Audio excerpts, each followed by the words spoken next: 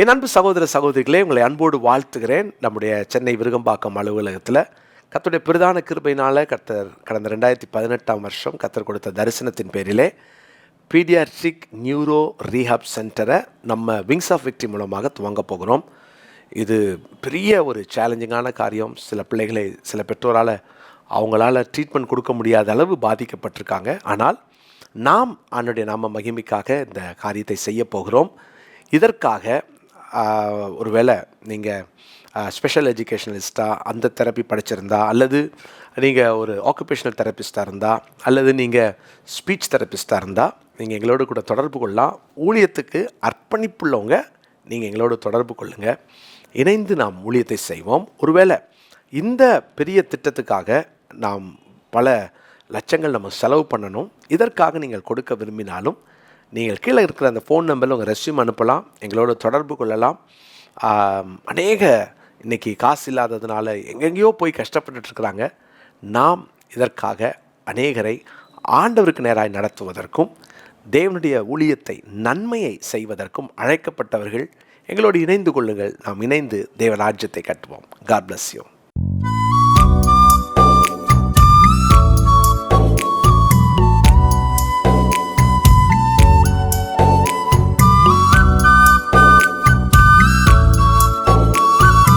என் அன்பு சகோதர சகோதரிகளே, ஆண்டவராகிய இயேசு கிறிஸ்துவின் நாமத்தில் அன்பின் வாழ்த்துக்கள்.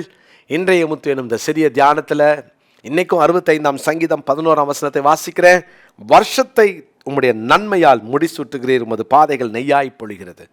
நமக்கு நன்மைகளை வைத்திருக்கிறார். நன்மையை சுதந்தரிக்க நீங்களும் நானும் தெரிந்து கொள்ளப்பட்டவர்கள். அவர் ஒவ்வொரு நாளும் நன்மை வச்சிருக்கிறார். ஆமேன். இன்றைக்கும் நீங்கள் சொல்லுங்கள், இன்னைக்குரிய நன்மையை நான் சுதந்தரிப்பேன். இன்றைக்கி என் வாழ்க்கையில் நன்மை, என் பாதை நெய்யாய் பொழிகிறது.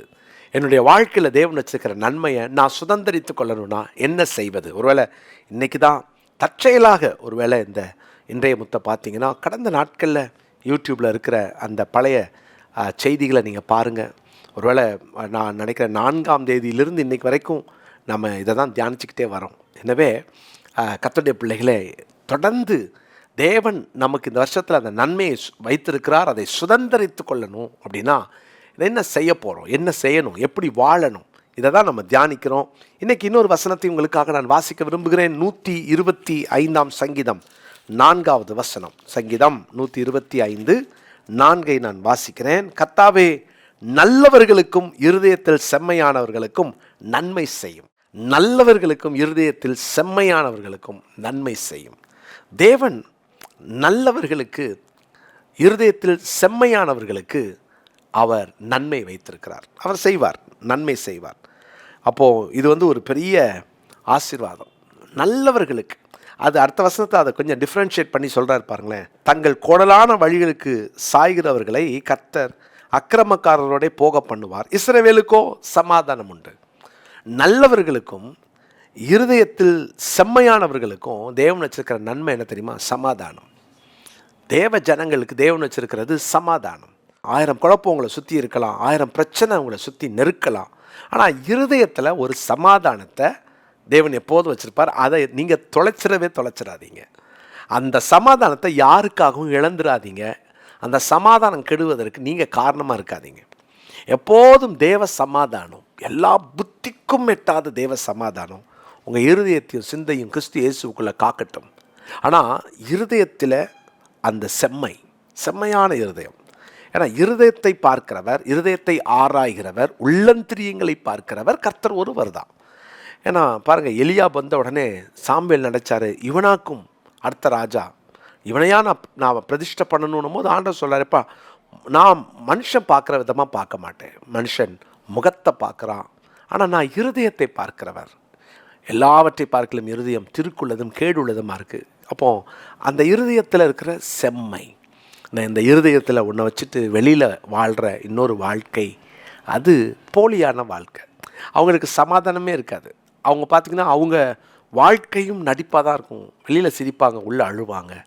அவங்க வாழ்க்கையே கேள்விக்குறியாக இருக்கும். எனவே உங்கள் உள்ளத்துக்குள்ளே, அந்த இருதயத்துக்குள்ளே செம்மை இருந்துச்சுன்னா அந்த இருதயம் சமாதானத்தால் நிரப்பப்பட்டிருக்கும்.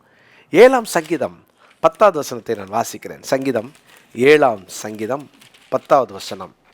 செம்மையான இருதயம் உள்ளவர்களை ரட்சிக்கிற தேவனிடத்தில் என் கேடகம் இருக்கிறது. செம்மையான இருதயம் உள்ளவர்களை ரட்சிக்கிறார், அவர்களை காப்பாற்றுகிறார். அந்த செம்மையான இருதயம் இருந்துச்சுன்னா, இருதயத்தில் அந்த செம்மை, அதுதான் கர்த்தர் பார்க்குறார். இருதயம் எப்படி இருக்குது? உங்கள் ஹார்ட் பியூராக இருந்துச்சுன்னா அது தேவனுக்கு பிரியமானது. இருதயத்தில் சுத்தமுள்ளவர்கள் பாக்கியவான்கள், அவர்கள் தேவனை தரிசிப்பார்கள். இந்த சுத்த இருதயம் உங்களுக்குள்ளே எப்போதும் இருக்கட்டும், அதை காத்துக்கோங்க. யாருக்காகவும் உங்கள் இருதயத்தை அந்த அந்த இருதயத்தில் அந்த செம்மையான வாழ்க்கையை இழந்துடாதீங்க. அந்த ஒரு செம்மையான இருதயம் யாருக்கு இருக்குதோ அவங்களுக்கு கர்த்தர் நன்மையை வச்சிருக்கிறார். நீதிமொழிகளின் புஸ்தகம் 13ஆம் அதிகாரம் 21வது வசனம். நீதிமொழிகள் 13:21. பாவிகளை தீவினை தொடரும், நீதிமான்களுக்கோ, அதாவது நல்லவர்களுக்கும் இருதயத்தில் செம்மையானவர்களுக்கும், அவங்கள தான் நீதிமான்களுக்கோ நன்மை பலனாக வரும். உங்கள் இருதயத்தில், உங்கள் ஹார்ட்டில் பியூராக இருக்கீங்களா? இருதயம் செம்மையாக இருக்குதா? தேவனுடைய பிள்ளைகளே, உலகம் உங்களை மெச்சிக்காமல் இருக்கலாம், இருதயம் செம்மையாக இருக்குதா? நீங்கள் போங்க. இன்னைக்குரிய ஆசீர்வாதத்தையும் நன்மையையும் கர்த்தர் உங்களுக்கு வச்சுருக்கிறார். அதுக்குரிய நன்மையை நீங்கள் கண்டிப்பாக பெறுவீங்க. அதை நம்ம யாருக்காகவும் கவலைப்படவே வேண்டாம். அந்த நன்மையை, நமக்குன்னு வச்சிருக்கிற நன்மையை கர்த்தர் உங்களுக்கு பூரணப்படுத்தி தருவார். அந்த நன்மையினால் உங்களை திருப்தி ஆக்குவார். 97ஆம் சங்கீதம் 11ஆம் வசனம். நீதிமானுக்காக வெளிச்சமும் செம்மையான இருதயத்தாருக்காக மகிழ்ச்சியும் விதைக்கப்பட்டிருக்கிறது. செம்மையான இருதயத்தாருக்கு மகிழ்ச்சி, அதான் நன்மை. செம்மையான இருதயத்தாருக்கு சமாதானம், செம்மையான இருதயத்தாருக்கு கர்த்தர் மகிழ்ச்சியை வச்சிருக்கிறாராம். இதை விட என்னங்க ஆசீர்வாதம் வேணும்? ஒவ்வொரு நாளும் ஒன்றுமே இல்லை, எனக்கு மகிழ்ச்சியும் சமாதானமும் உள்ளே இருக்குது, ஏன்னா என் இருதயம் செம்மையாக இருக்குது அப்படின்ற நிச்சயத்தோடு ஒவ்வொரு நாளும் வாழ்வோம். கர்த்தர் நம்மை ஆசீர்வதிப்பார். இந்த நாளுக்குரிய மனப்பாட வசனத்தை குறித்து கொள்ளுங்க. சங்கீதம் 97:11. சங்கீதம் 97:11. ஜெபம் பண்ணலாமா? நல்ல தகப்பனே, நாங்கள் இருதயத்தில் செம்மையானவர்களாக நல்லவர்களாக வாழ ஒவ்வொரு நாளும் அந்த பாதையை நாங்கள் தெரிந்தெடுத்து ஓட எங்களுக்கு கிருபை தாரும். ஒரு நாளும் எங்கள் இருதயத்தில் அந்த செம்மையான அந்த வாழ்க்கையை நாங்கள் இழந்துடக்கூடாது. நாங்கள் எப்போதும் அந்த செம்மையை காத்துக்கொண்டு நீர் கொடுக்குற சமாதானத்தையும் மகிழ்ச்சியையும் சுதந்திரித்து கொள்ள எங்களை அர்ப்பணிக்கிறோம். ஆண்டவரே, இந்த நாள் முழுவதும் உடைய பிள்ளைகள் அந்த சமாதானத்தை பார்க்கட்டும், மகிழ்ச்சியை பார்க்கட்டும், பாதையெல்லாம் அந்த மகிமையை பார்க்கட்டும். நீர் அப்படியே செய்வதற்காக உமக்கு நன்றி. உடைய ஜெயத்தையும் உடைய நன்மையும் உடைய பிள்ளைகள் ருசிக்கட்டும். இயேசுவின் நாமத்தில் ஜெபிக்கிறோம் நல்ல பிதாவே, ஆமென். என் அன்பு சகோதர சகோதரிகளே, ஆண்டவராகிய இயேசு கிறிஸ்துவின் நாமத்தில் என் அன்பின் வாழ்த்துக்கள். நம்ம ஆண்டுடைய பெரிதான கிருபையினால் நிறைய சமூக பணிகளிலே ஈடுபட்டு கொண்டிருக்கிறோம். இந்த விங்ஸ் ஆஃப் விக்டரி என்ற இந்த சமூக அறக்கட்டளையை நாம் ஆரம்பித்து ஆண்டுடைய பெரிதான கிருபையினால் கடந்த நாட்களில் ஜெயத்தோடு வெற்றிகரமாக செய்ய தேவன் கிருபை செய்தார்.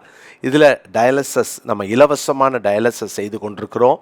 கர்த்தருடைய பிள்ளைகளே, இதில் ஆண்டுடைய கிருபையில் அண்டர் ப்ரிவிலேஜ் பிள்ளைங்களுக்கு நம்ம இலவசமாக நம்ம ஐஏஎஸ் அகாடமி நடத்திக்கிட்டு இருக்கிறோம். தேவனுடைய பிள்ளைகளே, நீங்கள் பெரிய இந்த காரியங்களுக்காக ஜெபித்து கொள்ளுங்கள். வாழ்வாதாரம் குன்றிய சகோதரிகளுக்காக இலவசமான ஜூட் தைக்கிற, பேக் தைக்கிற ஒரு தொழிலையும் நாம் செய்து ஏற்பாடு பண்ணி அதையும் நாம் நடத்தி வருகிறோம். அதோடு கூட பேக்கிங் கிளாஸ் அடிக்கடி நடத்துகிறோம். இப்படி பெரிய காரியங்களை நம்ம செய்து கொண்டிருக்கிறோம். இந்த பெரிய திட்டங்களுக்காக ஜெபித்து கொள்ளுங்கள். இந்த வருஷத்தில் நம்ம இலவசமான மருத்துவமனை நாம் ஆரம்பிக்க வேண்டும். ஜெபம் பண்ணிக்கோங்க. இதெல்லாம் பல தேவைகள் இருந்தாலும் இன்றைக்கும் இதை பார்த்து கொண்டிருக்கிற எனக்கு அருமையான சகோதர சகோதரிகளே, ஒவ்வொரு மாதமும் உங்கள் சார்பிலே ஒரு 500 ரூபாயோ ஒரு 1000 ரூபாயோ நீங்கள் இந்த கீழே காண்கிற இந்த அக்கௌண்ட் நம்பருக்கு நீங்கள் அனுப்ப உங்கள் அன்போடு நான் கேட்டுக்கொள்கிறேன். இது முழுக்க இது சமூக பார்வையோடு ஆரம்பிக்கப்பட்ட இந்த விங்ஸ் ஆஃப் விக்டரி என்ற இந்த சேரிட்டபிள் ட்ரஸ்ட்டுக்காக நாம் செலவு செய்வோம். ஏன்னா நிறைய திட்டங்களை கர்த்தர் நமக்கு தந்திருக்கிறார். நீங்கள் உங்கள் சார்பில் ஒருவருக்கு டயாலிசிஸ் ஒரு நாளைக்கு நீங்கள் செலவு செய்வதற்கு நீங்கள் தாங்கலாம். அல்லது ஒரு குடும்பம் ஆசீர்வதிக்கப்படுவதற்கு நீங்கள் உங்கள் சார்பில், உங்கள் குடும்பத்தின் சார்பில் விதைக்கலாம். நிச்சயமாய் வேதம் சொல்லுகிறது, சிறுமைப்பட்டவர்கள் மேல் சிந்தை உள்ளவர்கள் பாக்கியவான்கள். நாம் அதை வேகமாய் செய்வோம். இன்னும் இந்த வருஷத்தில் நிறைய பேரை நம்ம ரீச் அவுட் பண்ண போகிறோம். நிறைய பேர் கர்த்தருடைய அன்பை புரிந்து கொள்வார்கள். எனவே உங்களை உற்சாகப்படுத்துகிறேன். ஒவ்வொருவரும் ஒரு 500 அல்லது 1000 ரூபாயை ஒரு மாதம் என்னால் முடிந்தது என்று நீங்கள் விதைத்து நீங்கள் ஆண்டவருடைய ஆசீர்வாதத்தை பெற்றுக்கொள்ள அன்போடு கூட நான் கேட்டுக்கொள்கிறேன். அதற்கு தனி அக்கௌண்ட் இருக்கிறது. 80G, அதாவது இன்கம் டேக்ஸ் எக்ஸம்ஷன் உண்டு. அதையும் நீங்கள் பெற்றுக்கொள்ளலாம். நீங்கள் இந்த வீடியோவை பார்த்துட்டு உங்களுக்கு தெரிந்தவர்களுக்கும் இதை அனுப்பி வைக்க நான் அன்போடு கூட நான் கேட்டுக்கொள்கிறேன். கர்த்தர் உங்களை ஆசீர்வதிப்பாராக. தொடர்ந்து இந்த ஊழியங்களுக்காக ஜெபித்து கொள்ளுங்கள். நாம் இணைந்து ஆண்டவர் நாமத்தை மகிமைப்படுத்துவோம். தேவனுடைய ராஜ்யத்தை கட்டுவோம். God bless you.